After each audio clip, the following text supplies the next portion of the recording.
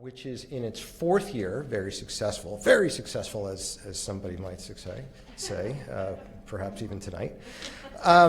The Historical Presidency Lecture Series has historically focused on particular themes. When we have run these, each person who is coordinating that year's series focuses on a particular theme and invites speakers to come in to speak on that theme. And this year, Stefanie, Georgakis, Abbott, and I, who were tag teaming on coordinating this particular series,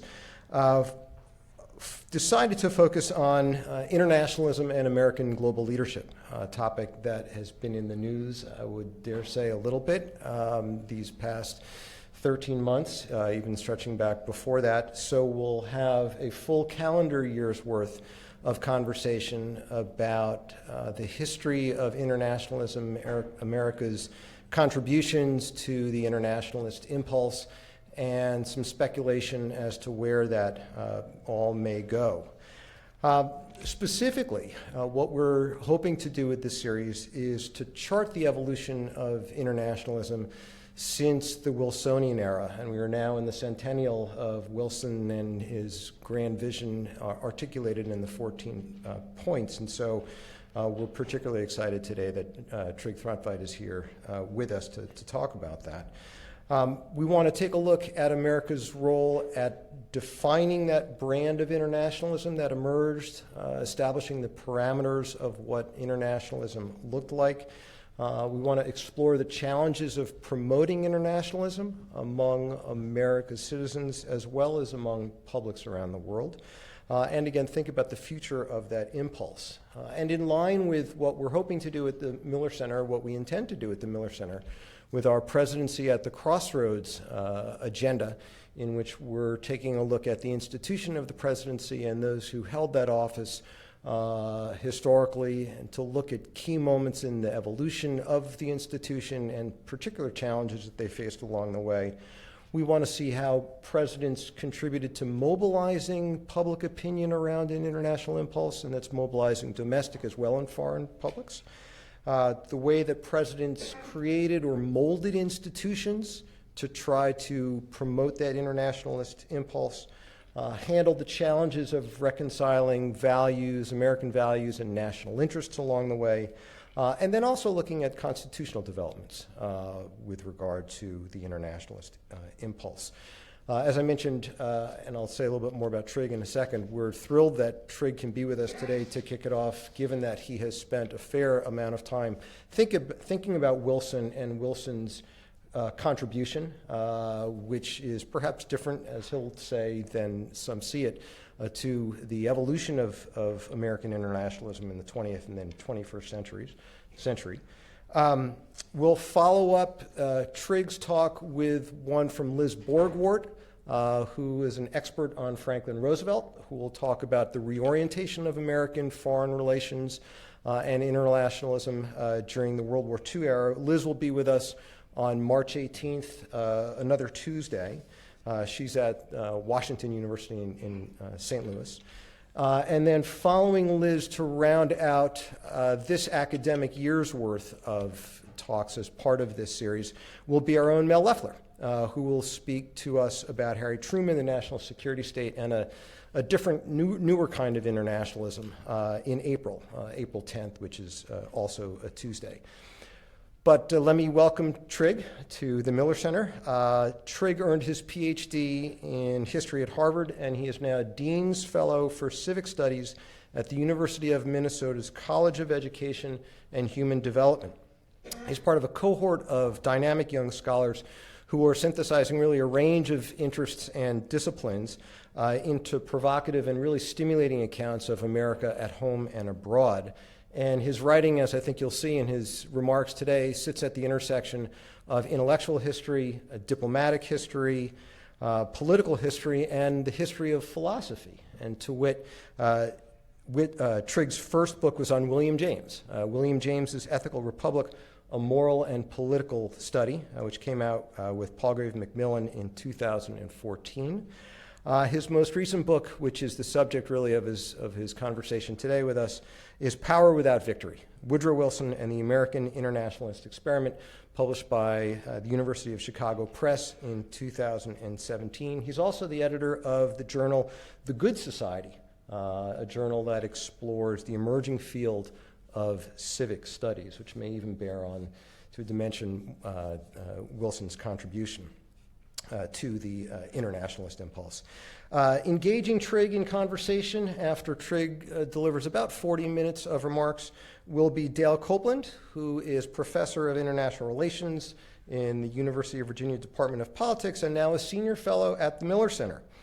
Dale is the recipient of numerous awards, including the MacArthur and Mellon Fellowships and a postdoctoral fellowship at the Center for Science and International Affairs at Harvard University. Dale's own writing sits at the intersection of political economy and international affairs, security studies in particular, and he's the author of numerous publications, including two major works of scholarship, The Origins of Major Power War, published by Cornell in 2000, which looks at the rise and fall of great powers, and most recently, Economic Interdependence and International Conflict, published by Princeton in 2015, which explores the conditions under which trade among nations leads to either peace or war. Dale also recently gave a very interesting and provocative scholars workshop at the Miller Center back in December on Woodrow Wilson and America's entrance into World War I, so we thought he would be a perfect interlocutor for Trigg. As I mentioned, Trigg will speak for about 40 minutes, and Dale will then offer some remarks and engage Trigg for about 20 minutes or so in conversation, and then we'll open it up to the audience for Q&A. If you have a question, just raise your hand. Alfred Reeves will come around and provide a microphone. Trigg, the floor is yours. Thank you. I actually have no idea if it's 40 minutes or 25 minutes. So we may have more time to talk than we thought. Thank you very much, Marc, and thanks also to Stefanie for bringing me here, and to Dale, and to all of you for giving me a chance not only to talk about, but to reflect on the ideas in my book, Power Without Victory, Woodrow Wilson and the American Internationalist Experiment. How's that? Are we getting feedback still? I'm trying to turn mine off. I'll just turn it off. I can't. How's that? Better? Okay. Woodrow Wilson matters as much today as at any time since his presidency, not only because of what he did, but because of what he thought and said.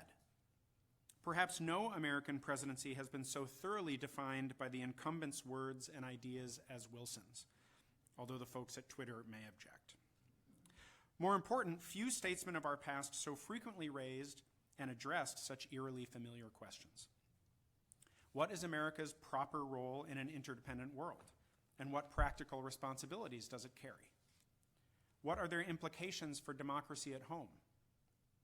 How can citizens and institutions adapt to rapid change without abandoning the traditions that have made the United States the most stable and powerful republic in history? These were the themes not only of Wilson's presidency, but of the scholarly career he began more than 13 decades ago. Yet they resonate powerfully today. Unfortunately, Wilson's relevance is not necessarily cause for happiness, unless you've written a book about him.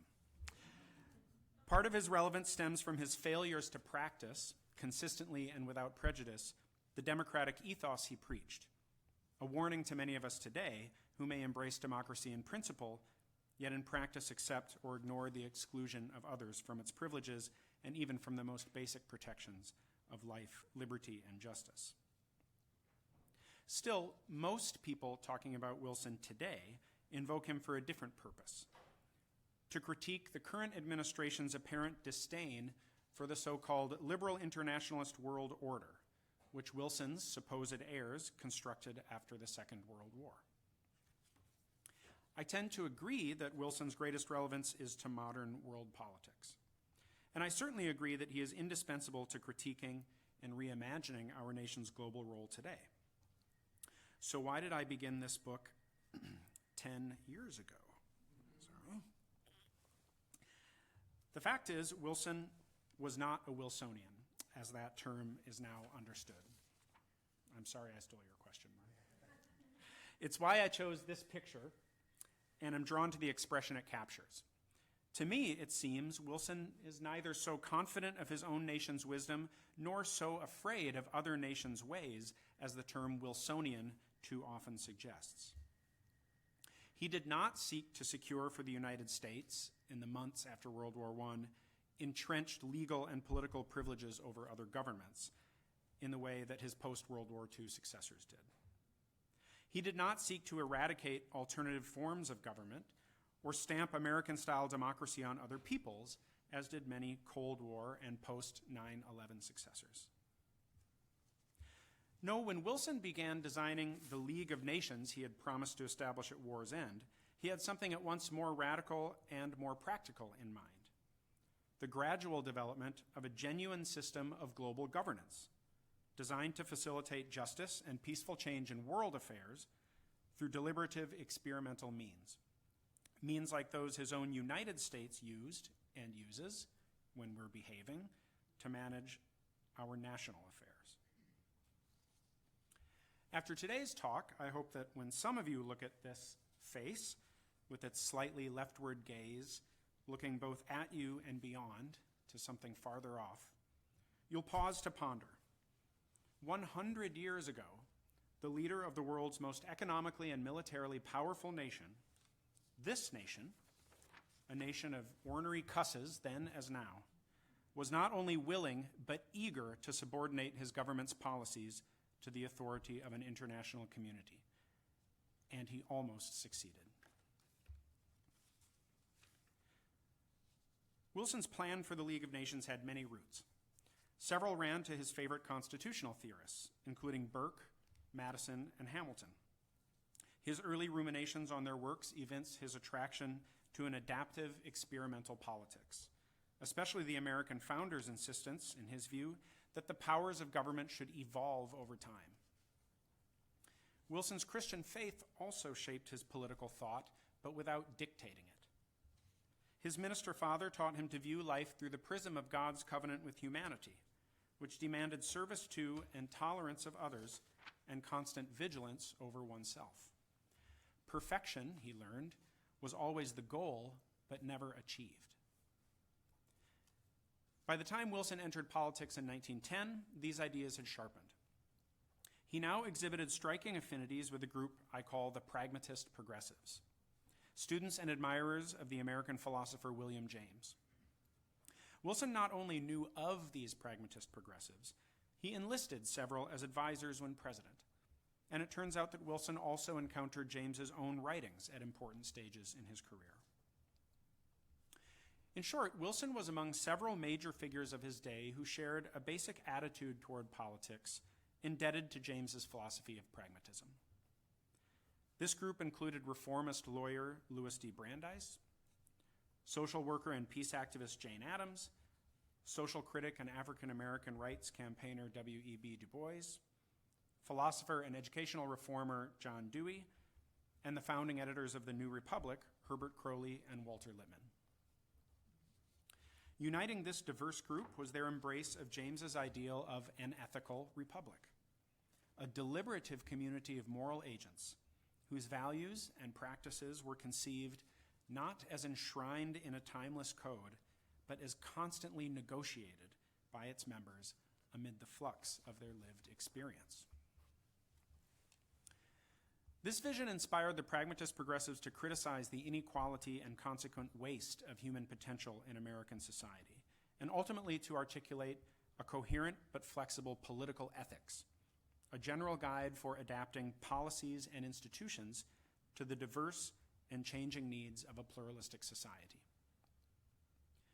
According to that guide, all political structures and initiatives should be judged with an eye first towards solving the concrete problems that citizens identify, and second, toward expanding the sphere of public participation so that the character of public problems can be better understood and more creatively addressed.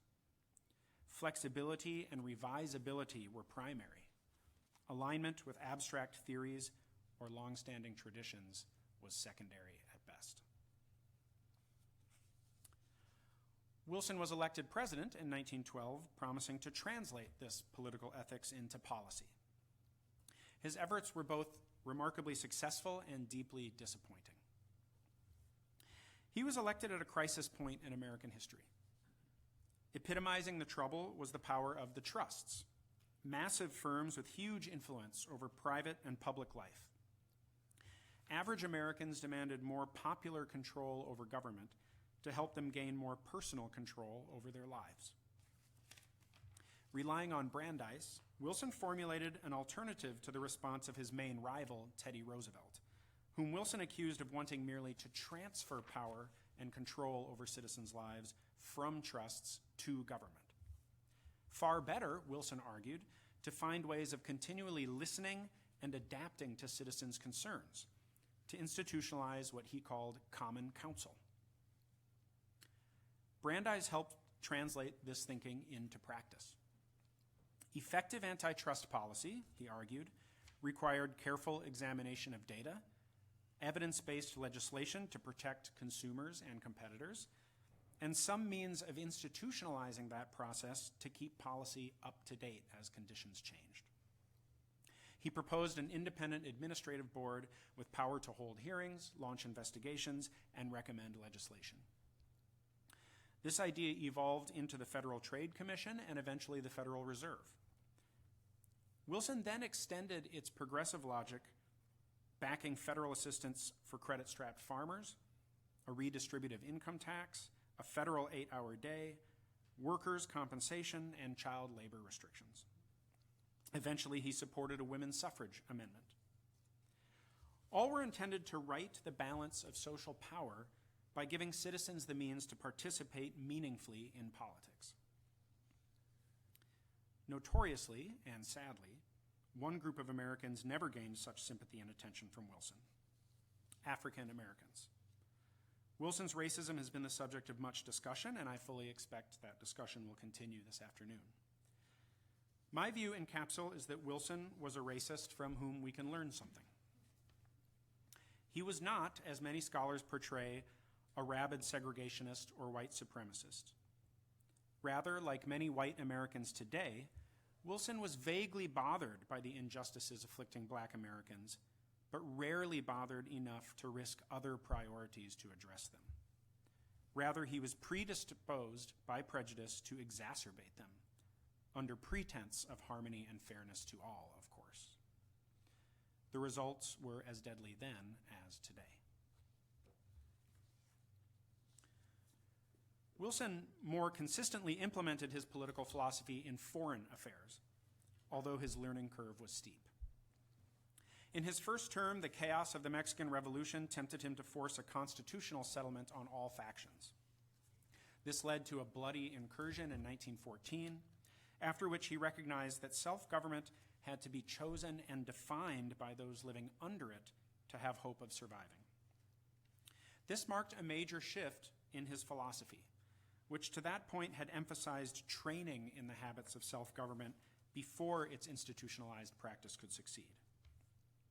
From 1914 onward, Wilson began to understand that the opportunity for self-government might in fact precede the achievement or demonstration of any special fitness for it. Meanwhile, inherited entanglements in Haiti and the Dominican Republic left him, in his view, no choice but to dispatch troops to keep order. The results were as destructive of America's reputation as they were of Haitian and Dominican life. Generally, however, Wilson's major foreign policies were indebted to and reflective of a pragmatist political ethics. Like most Americans, he was shocked by the outbreak of war in Europe in 1914. That shock sparked his interest in the potential reconstruction of world politics. But other factors shaped his vision for that reconstruction. One was his domestic ideal of an ever-expanding deliberative sphere, however often he contravened that ideal. Another was the diversity of internationalist impulses that suddenly seized Americans. And the strongest of these latter influences on Wilson's thinking were pragmatist. Jane Addams gave early impetus to his program. Wilson rejected her arguments that maintaining neutrality was essential and preparing militarily was dangerous. Yet he admired the proposals for a post-war peace organization presented by her Women's Peace Party, or WPP. These envisioned a constructive body that did not just enforce international law, but worked to eradicate the causes of its infraction. Wilson welcomed this political, proactive alternative to the legalistic, reactive program of the more prominent League to Enforce Peace, or LEP. Still, as successive crises brought Europe's conflict closer to shore, Wilson sought to square his future vision for peace with the present danger of war. He soon found like-minded help. Unlike Adams, fellow pragmatists Dewey, Crowley, and Lippmann viewed both neutrality and unconditional renunciation of force as damaging to the cause of world peace. Rejecting what they considered both the LEP's sterile legalism and the WPP's strict anti-militarism, Lippmann and Crowley instead sketched a third path to peace, an armed league committed to collective security and pursuit of shared ideals. To succeed, Crowley argued, such a league must simultaneously, quote, exercise sharp supervision over the foreign policy of members and provide for organic alteration in the world's structure. Refining this vision in April 1916, Lippmann articulated what became the crux of Wilson's internationalism, the sanctity of deliberation among nations.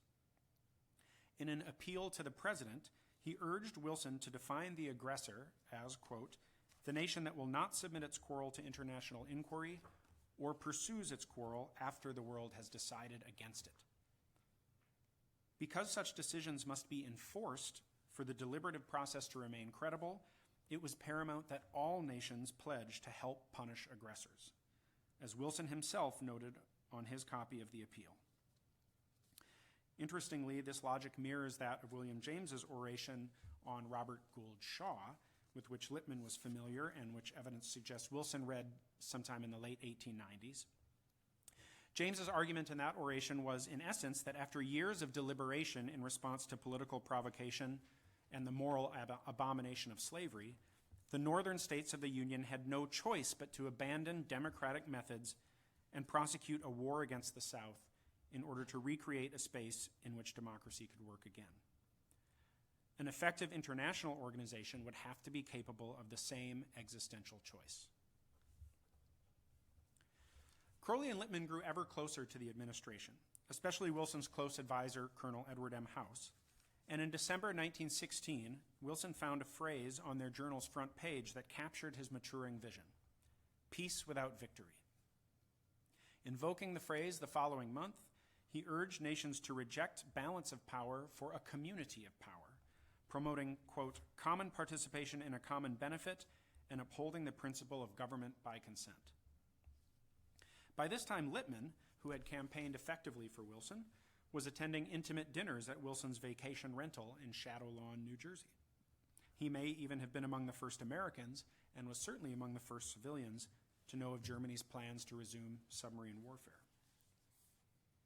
When Wilson called for war against Germany in April of 1917, the New Republic editors naturally approved.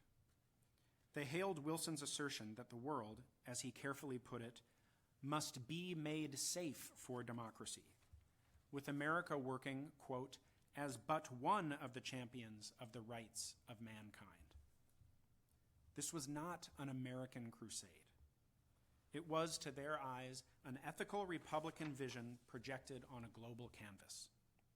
And they were not alone. Even Du Bois, disgusted by Wilson's record on race, saw the war as a global fight for the freedom sought by Black Americans, whom he urged to close ranks and help, quote, inaugurate the United States of the world. These themes continued to characterize Wilson's pronouncements and plans. Pragmatist progressives, above all Lippmann, helped ensure that they did so, and that they did so clearly and compellingly. In August 1917, for example, Lippmann drafted Wilson's reply to Pope Benedict's call for a general peace, articulating the position that a peace with an autocratic government dependent on martial exploits and territorial expansion for its legitimacy, was simply untenable, an invitation to future war. A view again reminiscent of James's take on the Civil War, and one Wilson held through the end of the war and the construction of its settlement. The collaboration bore its most famous fruit in December and January 1918, just about 100 years ago, when Lippmann helped Wilson draft his 14 points, challenging the Allies to accept anti-imperialism, open diplomacy, self-government, and a League of Nations as the bases of settlement.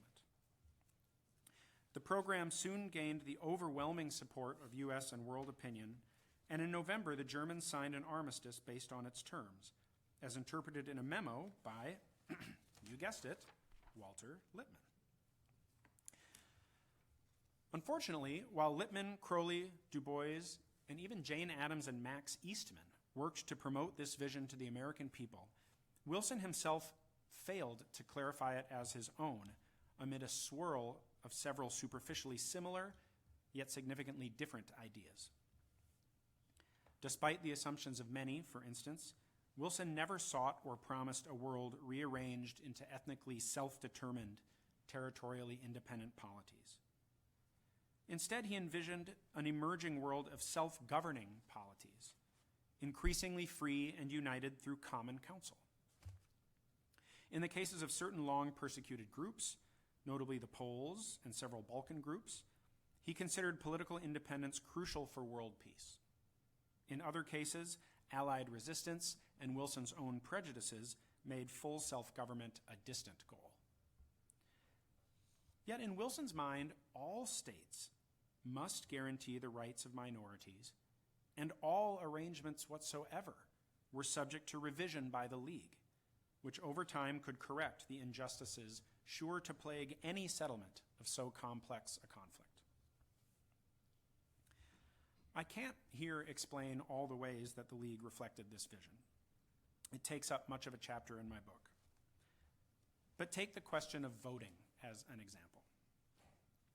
Wilson consistently pushed for majority decision-making in both the Executive Council and full Assembly against British and French insistence on unanimity, which is to say, on national vetoes over international initiatives.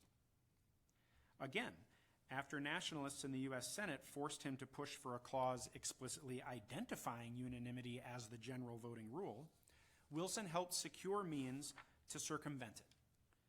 These permitted, among others, any member to request investigation of situations dangerous to the peace of the world, and excluded interested parties, even permanent council members like the United States, from voting on final recommendations.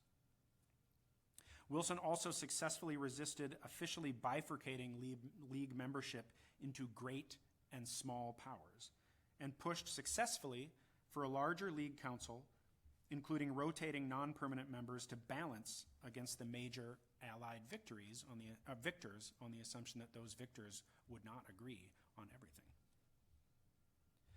This was no perfect democracy. Still, it was Wilson's failure to correct those who conflated it with far less deliberative arrangements that caused the widespread disappointment most historians emphasize.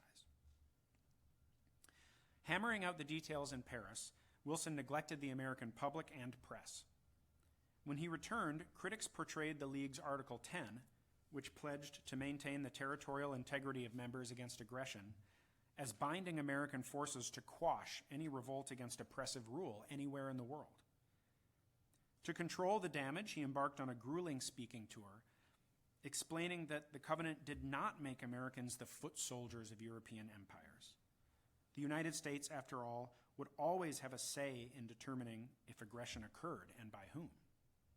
But the Covenant did demand a commitment to resist unilateral force as a tool of political change.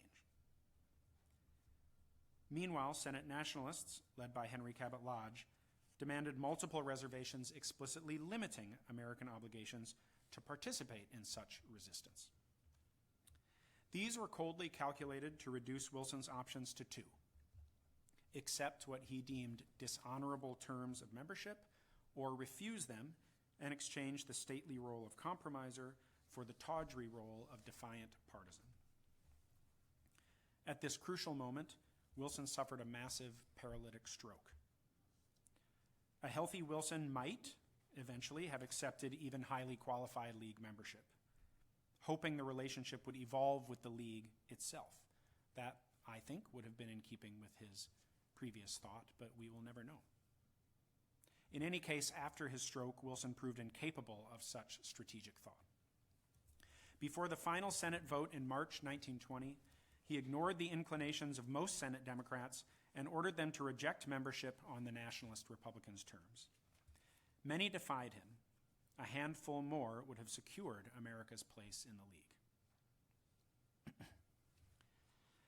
Now, the fact that nearly 2/3 of senators supported some form of League membership tells us very little about the American people. And in a democracy not composed entirely of political scientists, what the people think does ultimately matter. So how do we tell if League membership would have mattered? Was it important enough to enough Americans to allow for meaningful international cooperation? I think it was. Between the spring of 1919 and the spring of 1920, an astounding number and range of citizens expressed support for League membership. It was endorsed by the Federal Council of Churches, representing 150,000 Protestant congregations and perhaps 30 million congregants. They were joined by the Union of American Hebrew Congregations and the National Catholic War Council, an umbrella group representing both the Catholic hierarchy and laity.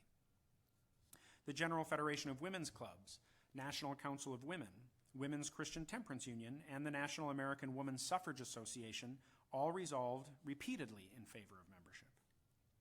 The leaders of the Red Cross and YMCA also supported League membership, at a time when the Red Cross alone claimed over 30 million subscribing members, which is around 1 in 4 Americans.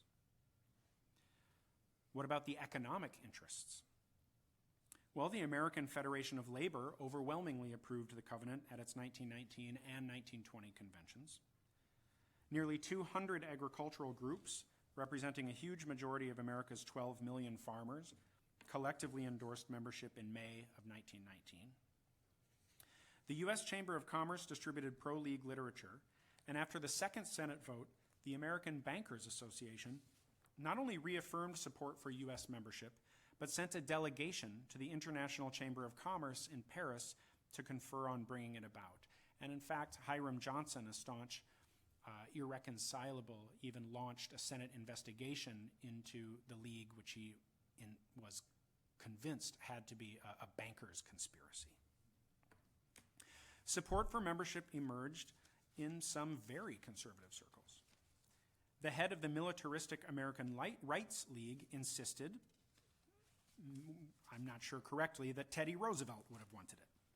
And in September 1920, in the heat of that year's national election, the American Legion's national commander gave a powerful endorsement, urging war's first-hand witnesses, its veterans, to join the pursuit of world peace.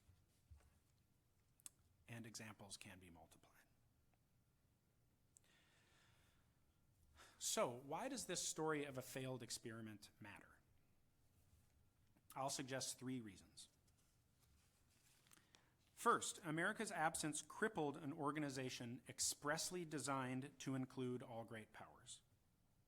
It meant the immediate obsolescence of the League's economic boycott powers due to fears America would scoop up all the foregone trade with the sanctioned member. Meanwhile, American membership was the key to Britain and France reconciling their divergent post-war plans for Germany's future: economic rehabilitation versus industrial and military castration. That outcome depended in large part on a 3-way defense pact that was null and void without U.S. adherence to the Versailles Treaty. In short, U.S. membership would have facilitated more coordinated responses to conflicts in the 1920s, better preparing an international community, including the United States, to tackle the apocalyptic crises of the 1930s, and perhaps preventing the worst from arising. Second, whether or not a Second World War would have come, a record of constructive cooperation between America and Europe would, I think, still have made a difference by providing plausible normative and institutional alternatives to to the more domineering model of global leadership America adopted after 1945. Finally, this century-old, never-run experiment in global governance should prompt us to reassess today's prevailing thought and practice. Consider it. Woodrow Wilson, prone to racist thinking, guilty of imperialist incursions, facing a world in which nearly every rival power had exhausted itself, this man eschewed global dominance for a bigger, more honorable prize. Why? Because for all his blind spots, Wilson saw that no person or group of people is an island, and any freedoms enjoyed by one depend ultimately on the forbearance of others. And consider this: the American people themselves, notoriously suspicious of the old world and fiercely proud of their political independence, these people came, in the majority, to approve their nation's membership in the community of power Wilson envisioned, one that depended, like their national community, on tolerant, constructive deliberation and on consistently applied legal, economic, and, if necessary, forceful means to preserve its integrity. These people weren't saints. They were simply thinking people, capable of reflecting on experience and changing their minds. Today, when it is tempting for scholars, policymakers, and citizens alike to yield to the inertia of domestic and international life, we should remind ourselves of the alternative traditions, practices, and ideals that history reveals. And whatever we think of them, we should ask ourselves where they came from and where they went. Thank you very much.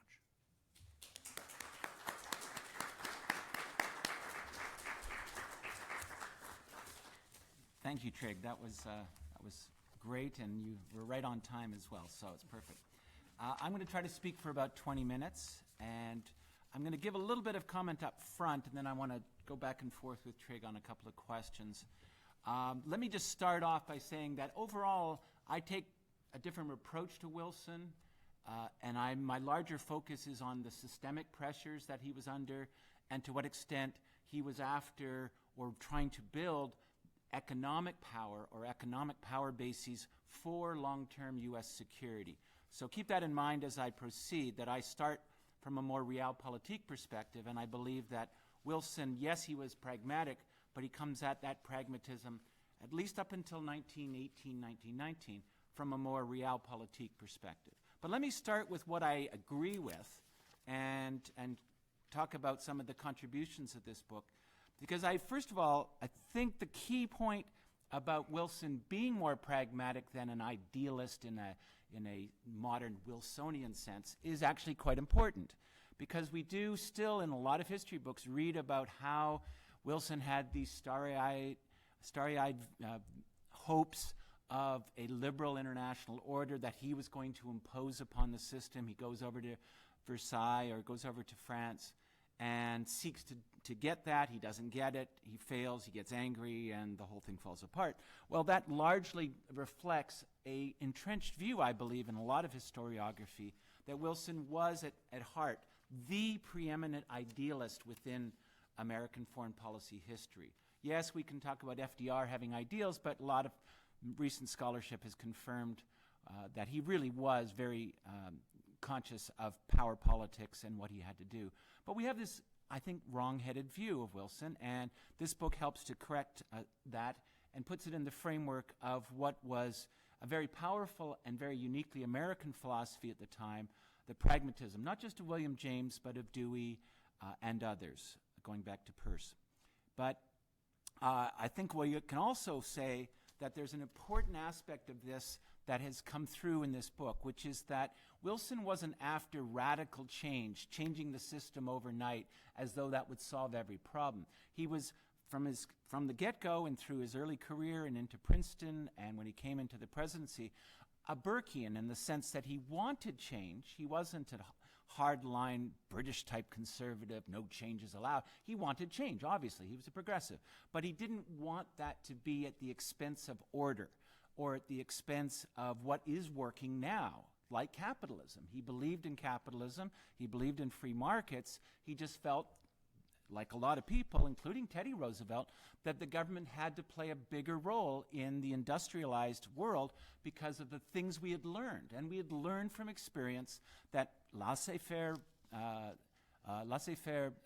economics does lead to so-called market failures, problems of inequality, problems of unrest because of lack of unionization and so forth. So both these men, Roosevelt, Teddy, and Wilson, were indeed progressives because they wanted to save a certain moderate or middle ground form of liberalism and capitalism from the extremes being obviously a hardline authoritarianism, which later became fascism, and from the leftists, the socialist movements that were posing a very perfectionist, radical view of the world, that if only we could get rid of capitalism, everything would be all right. And in that sense, he was a strong Burkean. And Burke, of course, was responding to the French Revolution. Wilson, in his own way, was responding to the potential for revolution, a socialist revolution, and then, of course, the burgeoning revolutions of China, Mexico, and later, of course, the Bolshevik Revolution. So those are important qualifiers to understanding Wilson, that he really was a middle ground liberal with a view of gradual or steady progress in world affairs, and also at home. So that's important. Let me now turn to some of the things that I have a little bit of problems with, and I won't go in too long because I want to, in some sense, tease out Trigg's responses early on rather than droning on and not giving him a chance to respond. But one of the things that I have a couple of problems, and so maybe what I should do is pose some questions up front, let Trigg think about them, and then I'll tell you a story or a feeling, give you a feeling of how I view it. First of all, I think the question about pragmatism is one of, to what extent did Wilson really understand and learn from James's view of pragmatism? To what extent was he simply imbibing the larger progressive movement which was influenced by pragmatism, and as he shows through the New Republic pragmatists such as Crowley and Lippmann? And in that sense, is he really in the Jamesian mode? And the reason I pose that question is that I think it's important to understand that James, at least in the modern view of James, is almost a relativist in his way of thinking about pragmatism. Almost anything goes. Whatever makes you happy in a way ultimately becomes his form of pragmatism. And we have Rorty and neo-pragmatism sort of going that way. And this will to believe ultimately becomes, if I have a will to believe in something that's false, if it makes me happy, that's good enough. Whereas if you think about the pragmatism of Dewey, I think a much more profound pragmatist, his is more of an Aristotelian view that the world is complex. The world is not made for us to easily understand. And so the perfectionists like the Platos and the Rousseaus of the world, and then Lenin, of course, who think they have come out of the cave of ignorance, seen the truth, and now can impose it upon the world, that was rejected by Dewey and by these concrete pragmatists. And I think Wilson was a part of that logic, which is Burkean too. So what's interesting about that form of pragmatism, and is Dewey's famous work called Quest of Uncertainty, I can't remember the wording, but his main point was this, that the world is uncertain and we can only gradually peel back the veil of ignorance and understand what it is. So in the short term, we should be humble, we should be cautious, we should be prudent, and not try to make radical changes, but make progress based around what we now know, but then learn and adapt once we get more information. And indeed, Madison was one of the first to see this as he thought about the Constitution and the ability to amend it. Because he thought, like so did Hamilton, of course, the first real pragmatist is Hamilton, that we have to go cautiously at times, sometimes more forcefully, but always adapt and adjust as we learn more. So the logic here is, what kind of pragmatism is this really? Is it James or is it Hamiltonian? And because after all, Wilson was a great admirer of Hamilton, and Crowley, of course, famously said that he was using Hamiltonian means for Jeffersonian ends. And that was a core aspect that is actually infiltrated into this book, but it's a core aspect that goes way back. So I have to ask the question, to what extent is this really not just a simple form of pragmatism that has been there for 150, 200 years, but really something that comes out of James? And that's one aspect.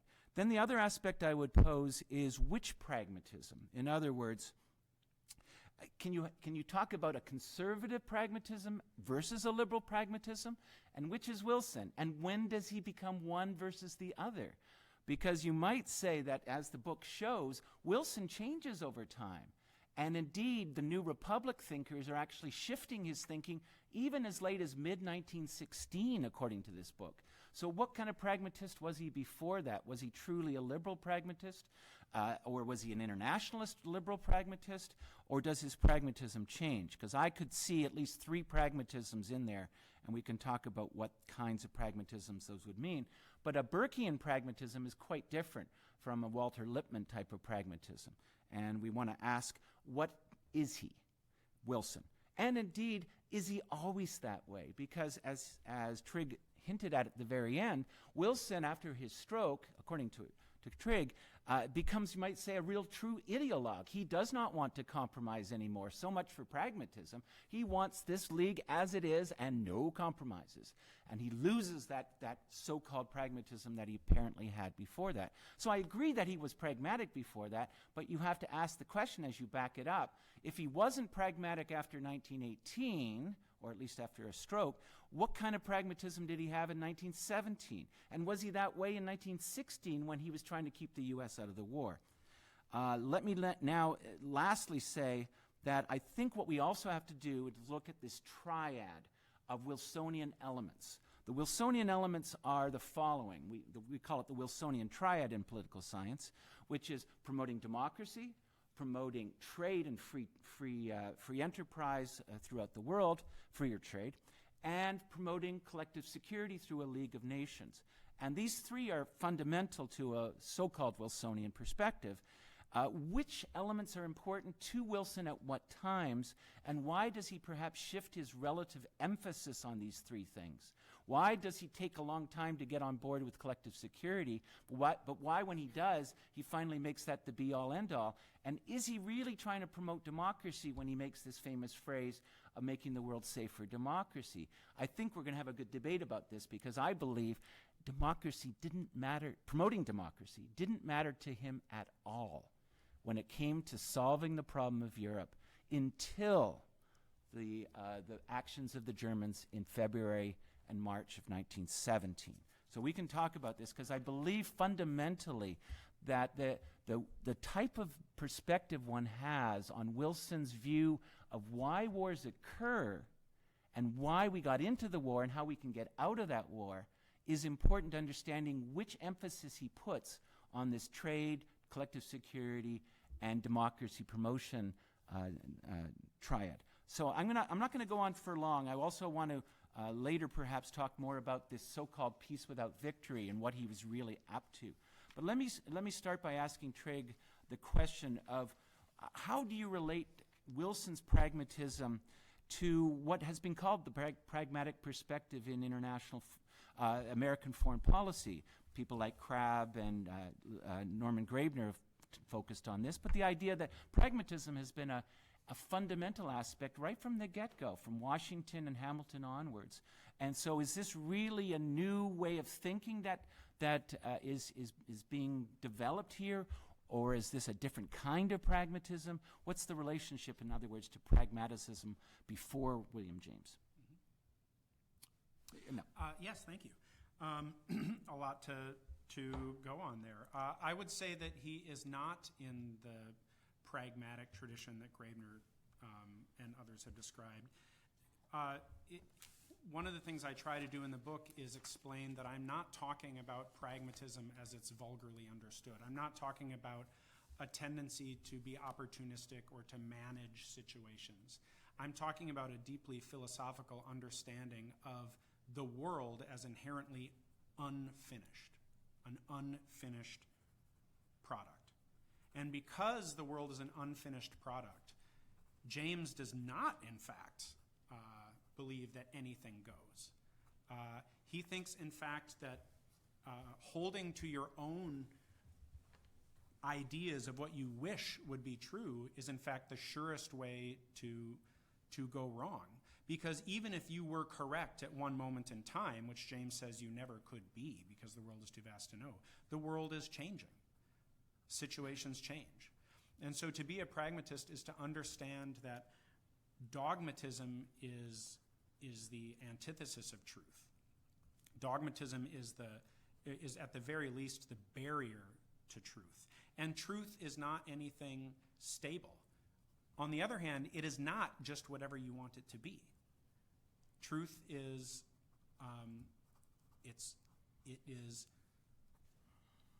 it does involve an existential choice to believe in a view of the situation that, based on the best evidence you have and the best thinking and careful examination of that evidence you can do, provides some basis for action, because without a basis for action, there's no, that's the point of thinking.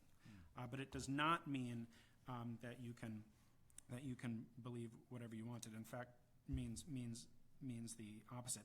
That's why. Well, let me just go on. And that's why I think it really is a different type of pragmatism than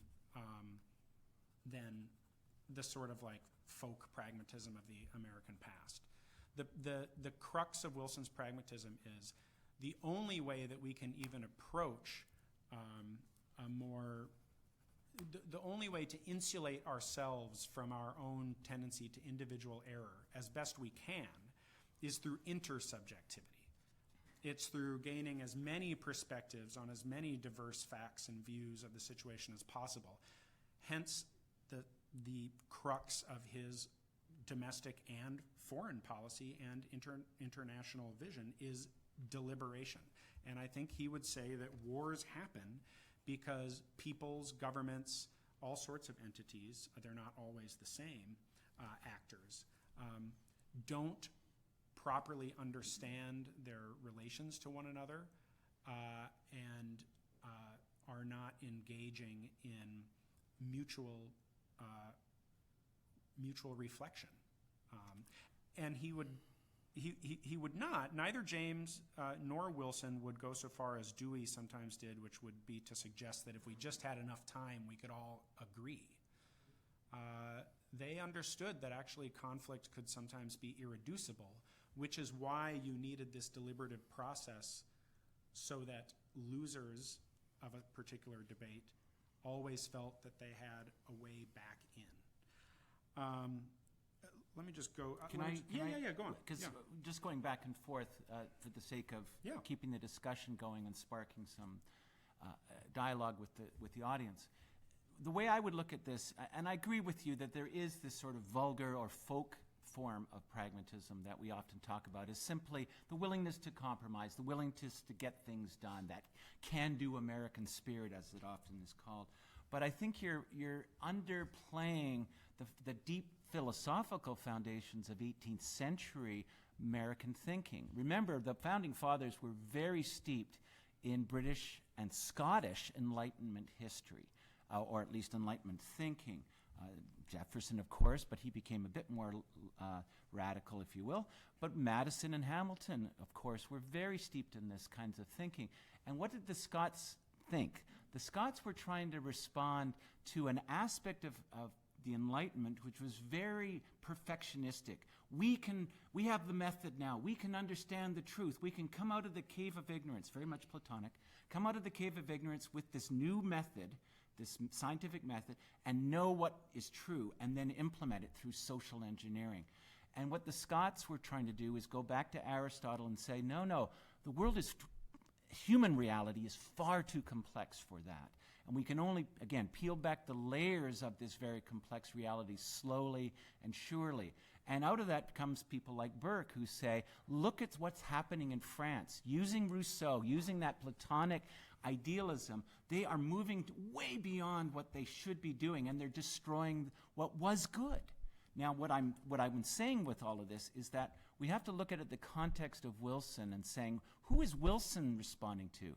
He's responding to a new perfectionism, and that's the socialist, Marxist, Leninist perfectionism that says, we've got this the answer. We know truth. We've got this scientific Marxism that's going to show us the way. And he's trying to save his society from those who have adopted that perfectionistic way of thinking.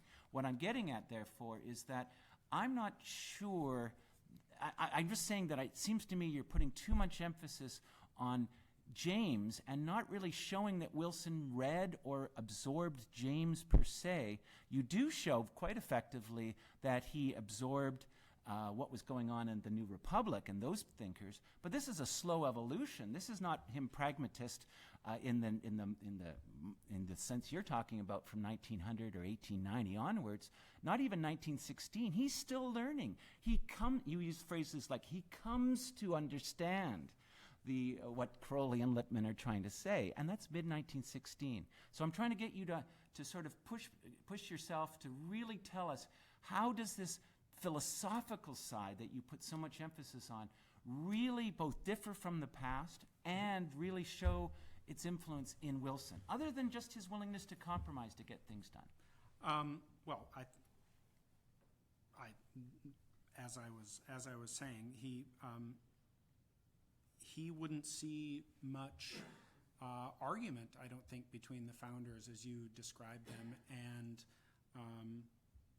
a Jamesian form of pragmatism. Now, in most of the book, now there are places where I demonstrate he read James's works. He read them most likely in graduate school. There are other places where we know he read them in sometime between 1895 and 1905, and he was on a committee that nominated and invited James to receive an honorary degree at Princeton, and sat across the table at dinner with him and talked about James's works in correspondence with his second wife. So he read James. But the main conduit of these ideas and this way of thinking, which I argue in the book, is through these other students and admirers of James. And I do think that what they do is in some ways crystallize for a modern moment what he had always been so attracted to in the founders and in Burke, but give it a different vocabulary that's more up to date with a Darwinian intellectual milieu, and also give it a slightly more radical edge, I would say. One of the things he says about Burke is that Burke was the great apostle of the apostle of the great English gospel of expediency. But even Burke failed to go too far and to recognize when radical change did need to occur, that there were times when you couldn't just trust to the slow evolution of the law or the adaptation of social institutions. So I think that he would, he loved Madison and Hamilton and Burke. And I think the way he interpreted the pragmatists with whom he was conversant, as they did, at least Crowley certainly, was as wonderful interpreters or enhancers of that tradition. He's. I'm often asked, why isn't Wilson more consistent? So forgive me if I'm answering a question that maybe others have posed to me. My answer, if that was the question, is to take a particular position on a political issue and hold to it consistently no matter what is the opposite of pragmatist. Now, to take a particular position on an issue and change it no matter what, just because of the way the wind blows, is also antithetical to pragmatism. But part of what is deeply embedded in the pragmatist sensibility is the epistemic humility that forces you to constantly reflect upon your thinking, reflect upon your circumstances, and how those ideas and circumstances line up, and be willing to adapt. And frankly, the epistemic humility to realize that some of your adaptations are bad, don't work. They're failures, and you have to learn from them. Pragmatism does not guarantee that you come to the right conclusion. It tries to guarantee that you don't hold to false conclusions out of a misguided fetish for consistency. And I think Wilson, at his best, deeply believed that and tried to tried to practice that. So let me just answer the final thing about promoting democracy, trade, and collective security. I'm looking at the time, yeah. and I'm thinking that maybe we should open up the audience, Yep. and then in your final comments, Yeah. you can come back to that. Yeah, yeah. So this gives us a full half hour, as I see the clock here, for discussion. So anyone from the crowd, of course, can ask a question, and then we feel free to ask whatever you would like, and someone will provide you with a mic. There's one. Mel. I have two questions. Just wait for the mic, Mike. First, There we go. I have two questions. First, this has been a very learned discussion, but I don't think that a philosophical conception of pragmatism one way or the other bears on Wilson's decision or not decision, or on Wilson's readiness to accept or reject Lodge's reservations. So I'd like for you, Trig, to explain why Wilson was so, after being so compromising and pragmatic, to use the word loosely, at the Versailles Conference, where he compromises again and again and again, why he refuses to compromise with Lodge. That's one question. I don't know if it segues into the other question I have, but I've not read your book, but I'm looking at the title of your book, and I see that pragmatism isn't even in your title, and yet we've talked a lot about pragmatism. But what is in your title of Power Without Victory? I'd love you to explain the meaning of that title, Power Without Victory, and that will probably help us understand the big theme of the book. Thank you. Sure. Well, first I would say that actually Wilson compromised quite a bit with Lodge all through the peace conference until it had concluded. He went, after hammering out many of the details of the League, for instance, in the first 6 weeks of the peace conference, he went home and at the insistence of the Senate, returned to try to cajole the Allies into renegotiating major parts of it. So he was quite a compromiser. But after the conference is over, after Yeah. the treaty Yeah. is signed, he comes back in June 1919. Tell us then, explain then. Well, I think he really did believe that and this maybe gets to the question of where pragmatism plays in, where philosophical pragmatism plays in. He really did believe that if you were not, as the nation that had spearheaded the creation of this project, if you were not willing to commit publicly, whether it's a moral commitment or a legal commitment, to publicly and meaningfully commit to maintaining the integrity of this deliberative structure, and that's where the philosophical pragmatism comes in. This structure for better understanding and negotiating the conflicting perspectives of a pluralistic community of nations and peoples, to try to avoid conflict and come to creative solutions to the world's problems. If you are not willing to commit to preserving the integrity of that structure, it would completely fall apart. And at every stage, Lodge and his friends kept pulling back with what level of commitment to that type of a collective security organization they were willing to sign on to. So I think that's part of it. And, everyone who knew him personally, I mean, the stroke was, I would say, probably the worst case of presidential disability in American history. I mean, he was crippled by it for a long time. And I think he was, I don't know if I've had family members with stroke, and certain aspects of your character sometimes that you otherwise have developed all sorts of mechanisms and habits to moderate and to control or to channel in other directions,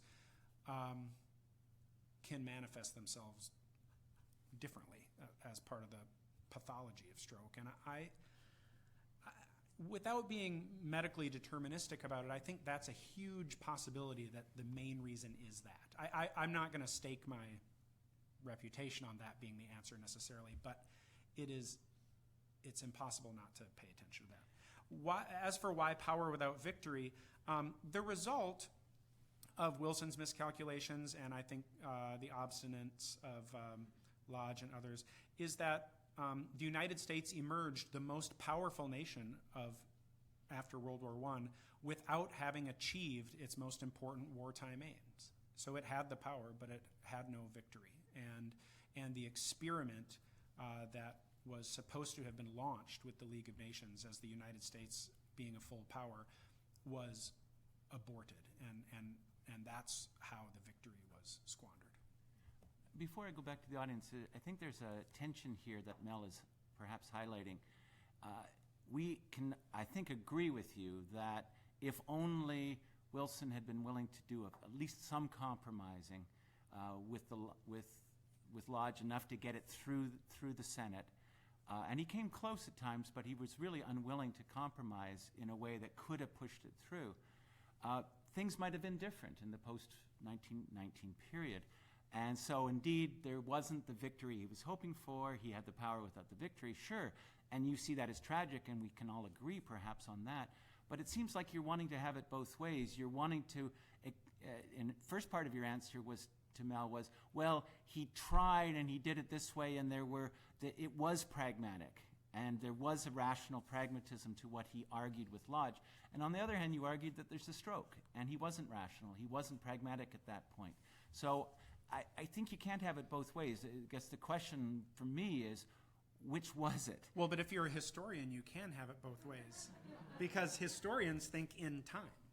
And these are different points in time. The stroke, I mean, is a singular event in time that radically changes the way Wilson acts. But he's pretty strongly committed to Article 10 prior to the stroke, is he not? Yes, that's true, and he goes on a tour to try to convince people, but during that time, one of the things he's criticized for by some people is he does try to give Lodge, even at that point, and his friends a little bit of room by saying, look, this is not an automatic legal obligation that is thrown into motion, as soon as an act of aggression occurs. I'm willing to agree to that. That is interesting. So I think, and the other thing is, I guess I would say, I do not in any way mean to claim that Wilson was consistent. He was just a human being, which means, like every human being I've ever known, he was usually not consistent. I think fortunately he was actually, for the nation at many points in time anyways, he was more consistent than some people. Unfortunately, people with lots of powers, their inconsistencies, the consequences ramify, as you know. Shall we go? Let's go back to the group here. Other points? Yes, good. Thank you. Just 1 second to the microphone. I've read some popular history of the negotiations after the First World War that seem to indicate that Wilson didn't understand, or the lay of Europe at that time didn't really have Lloyd George and Clemenceau on board with any of his 14 points in the League of Nations. So do you think that's true? And if that is true, was the League of Nations doomed even if the U.S. had entered into it? So thank you. Let me break that into 3 questions. One is Wilson is often accused of not knowing anything about Europe and all of the ethnicities and that kind of thing. That's both true and not true. No one really knew. It was more complicated than anyone knew. Everyone thought they knew, and what they ended up knowing was what some interest group wanted them to think about what the map of Europe was or should look like. But I think the other question about, how likely was it that Clemenceau and Lloyd George were going to support this overall idea?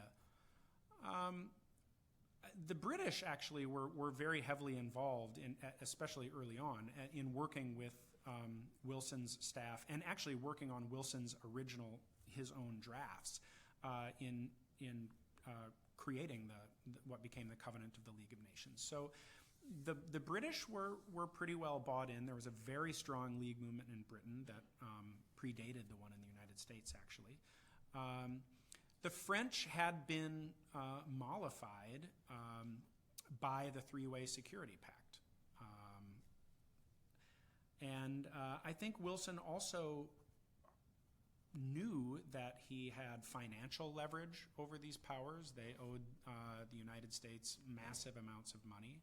I think he believed, and I think people sometimes dismiss this too lightly, I think he believed that once the League was set up and all the powers were in it, including the United States, at some point the moral opinion of the world does matter. If Britain just decides to chuck the whole thing, I don't think the British populace is going to stand for that. They're going to have all sorts of problems in the British dominions. So I think that obstruction from the other leaders was not his main problem. Now, the eternal debate, and it will be eternal because you can't play history over, is, would the League have succeeded better than it did with the United States in it? And all I can do, and I tried to gesture toward that, is, I guess one of the things I could have done more of is talk about some of the ways that the League did succeed in several ways. Otherwise, it's just sort of pointing to how U.S. absence and then later outright obstruction exacerbated so many problems and conflicts. Not that the United States never played a constructive role in world affairs, but it's unanswerable. But I think it would have been better to have tried than not. So yeah, thank you. Other questions? Yes.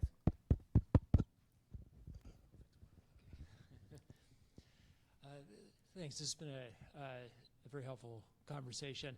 I'm curious if you have an assessment of Randolph Bourne and the significance or not of his break with the New Republic, with Crowley and Lippmann, the New Republic, and hence Wilson over the war, and if so, what its implications for pragmatism would be in your view. I think Bourne, my sympathies, I guess, quite clearly lie with the other pragmatists. Bourne never came up with a credible alternative. First of all, he never gave Wilson or the other pragmatists the credit that I think is apparent, certainly in the other pragmatist writings, about how much they too wrestled with this. Lippmann was a little bit more sure of himself all the way through, but Dewey and Crowley were not nearly as much. And Wilson was absolutely agonized over the decision to go to war. And if you read his personal correspondence and notes that people make in their diaries about conversations with him, that is abundantly clear. But it's clear even in his war address to Congress. It's a very tragic.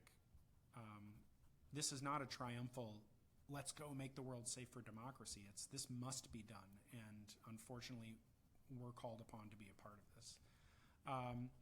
Bourne never comes up with an alternative aside from armed neutrality, which had sort of...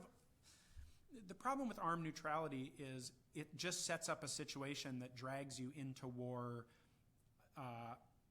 kind of haphazardly, because eventually some merchant man is going to fire on a German sub or vice versa, and then you don't control the context in which you go to war.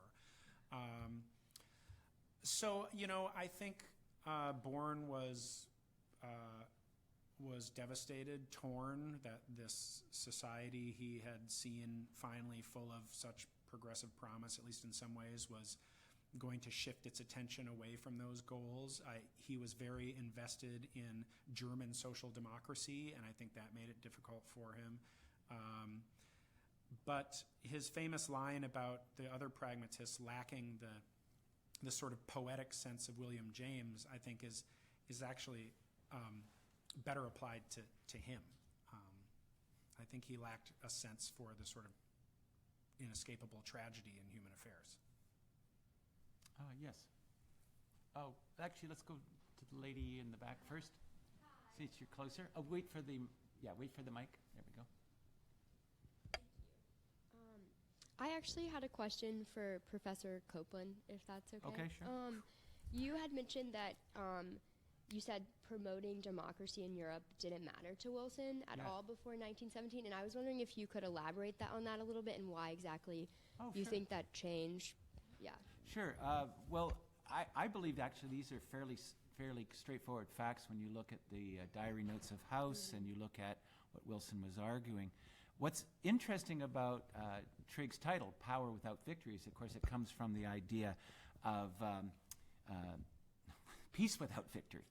In other words, the Peace Without Victory speech of January 1917, and if you look at what Wilson was trying to achieve with that, yes, he wanted a League of Nations, but what did he want? He wanted a peace where the Germans would agree with the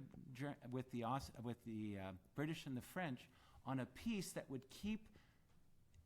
would end the war, keep them relatively equal as great powers, and would not require the change of the German domestic regime type for that peace. He was very willing to go along with that, and indeed it even became more absurd from a democratic promotional angle, because Lansing, his Secretary of State, was pushing for, we have to destroy Germany or defeat Germany so we can change its type, make it a democracy. And Wilson had no sense of that, because he had a different view of why the war started. He thought it was an inadvertent slide into war by mistake, and therefore collective security would help great powers understand how to achieve security. He didn't believe that Germany got into war because of its crazy militaristic culture, which Lansing did. And another piece of evidence that supports that is the role of Austria-Hungary in all of this. Prior to getting into the war, and then for about 5 or 6 months afterwards, the U.S. actively tried to get Austria-Hungary to leave the war or leave the alliance with Germany, even though they were going to let them keep their regime type. This is not promoting democracy. This is not making the world safe for democracy. This is telling Austria-Hungary, you can keep your regime type despite all the exploitation of all these so-called self-determining people that should be self-determining.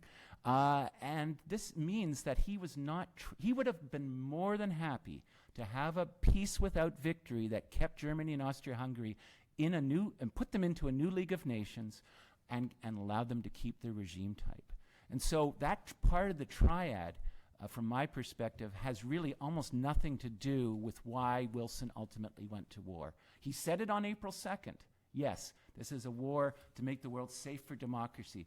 But I would push people to look for evidence that he thought democracy promotion was a big objective for the great powers. Of course he wants democracy in Latin America because that helps the American empire or the American system, the Monroe Doctrine part of it. But he didn't require nor even push for democracy amongst the great powers really until 1918.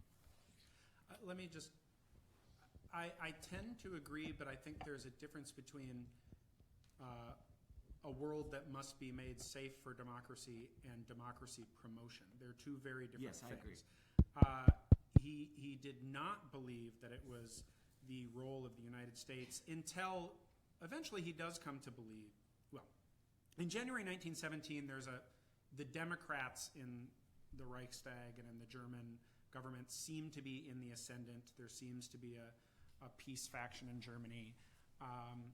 By August 1917, he's convinced that the German system does actually need to be completely discredited. And that I agree with destroyed. too. Yeah. But it didn't get him into the war. No, that did not get him into the war. What got him into the war was the idea that that these types of conflicts ultimately spill beyond the borders of the states that cause them and affect those people who just want to live out their lives peacefully and hopefully democratically. And to make the world safe for democracy would require a peace that would last, first of all. And in April, he thought a peace that would last was most likely to involve not dismembering the Central Power empires, but also a League of Nations that over time would promote change in those regimes. Not by unilateral America doing regime change, but by creating conditions in which both leaders and peoples in those regimes came to see democratization as in their best interest. So I agree that promoting democracy is perhaps the heart of what we call the Wilsonian century, and it's the least Wilsonian part about Wilson. But let me just say, since we still have 10 minutes or 8 minutes, and we'll get one more question here as well, but the key point here as well is that if it's not democracy promotion that gets us into the war, it must be, at least logically, either getting a certain kind of collective security institution in place, which I think he thinks is important, and or promoting trade and trade dominance led by the U.S. I, in my own work, put emphasis on the trade dominance, but just very briefly on the collective security side, he has what we would call in political science a defensive realist view of the causes of World War I up until March of 1917. Namely, he believes that every great power wanted security, but they fell into war because they got into a hostile spiral of arms racing and they didn't understand how to actually achieve security. And he truly believed that if they had had a collective security system that would have created more transparency and greater understanding, these insecure actors wouldn't have rushed to war. That's a very Jervis defensive realist kind of approach, but that's fundamental to understanding what I would call his realpolitik pragmatism. Trigg calls it a liberal pragmatism. I think he became liberally pragmatistic in international affairs only in 1918, and then became actually an ideologue by 1919 because of the stroke. But my point would be explaining Wilson's decision for war and everything that goes before that, I actually think is not liberal pragmatism. I think it's realpolitik pragmatism. Maybe we should get one more. I don't know if I've ever called it liberal pragmatism. Maybe I. Oh, I think it's all through the book. You just quote over and over the liberals, the progressives, progressives. Well, progressive and liberal are two very different things. But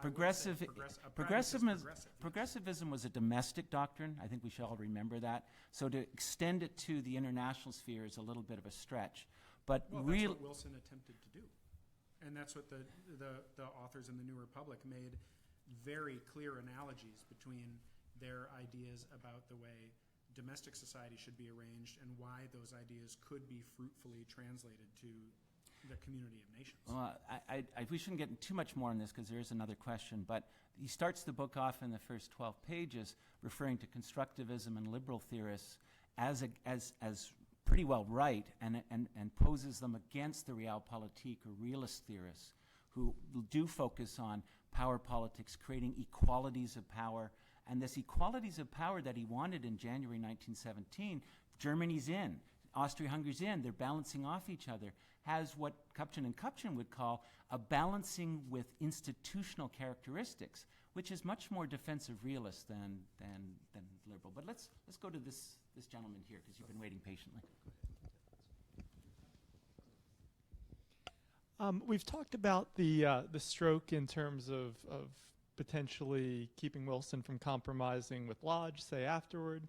But I'm curious what you think its impact was on the fact that it ended Wilson's Western speaking tour, which was his strategy for building support for the League and turning the tables. And I'm curious what you think of Wilson's strategy to bringing the issue to the people in general, and also whether the stroke really capsized that strategy, or whether it wouldn't have mattered, or what you think about that.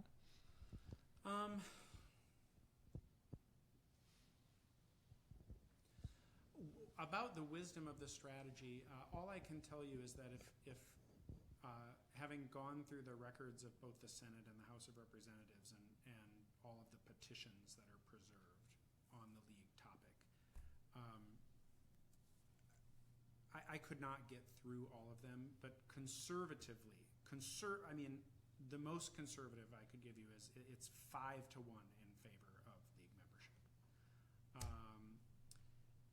From almost every kind of interest group you can think of, other than those that set themselves up as for American rights and independence, you know, specifically against the League.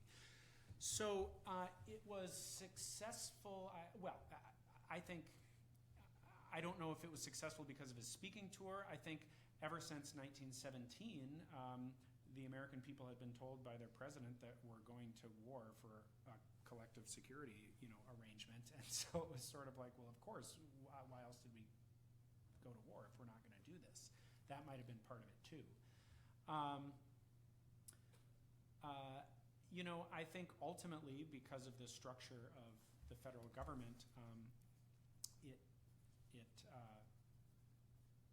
made less difference maybe than it should have. I mean, it was ultimately the Senate votes that kept the United States out, and it was a minority of senators that kept the United States out of the League. So in that sense, I guess you could say, if it was the Strokes' fault that he stopped compromising, that it did tank the whole thing, and that had he not had it and carried on with his speaking tour, it may have gone better. But you know, he also could have said something really stupid, or I mean, you never know. Was there one more question? Sure. I wanted to go back to the Wilsonianism quandary, that Wilson himself is not a Wilsonian, and thinking that this is the first talk in a series of conversations about the American international experiment. And it's interesting to ponder the notion of the American international experiment, and I'm wondering how that will play out over the course of these conversations. But to think about Wilson himself, what is it that you would say of Wilson's thought that truly endures throughout the course of that experiment? And it's interesting that the experiment collapses without America in it for a decade. What is it that truly endures, and how might you define a new Wilsonianism that we should pay attention to, as opposed to the old Wilsonianism that you see as so wrong-headed? Very briefly, I would say what endures is some recognition that national interests are not, you know, platonic objects. They are relational inherently. They can't be with any sort of exactitude or real practical utility defined in the absence of the interests of the whole community of nations, the geopolitical and political and cultural environment in which our nation operates and exists. And I think that has endured. I think there are a lot of people who would not put it anywhere nearly as strongly as I just put it, and would obviously claim that there are irreducible national interests.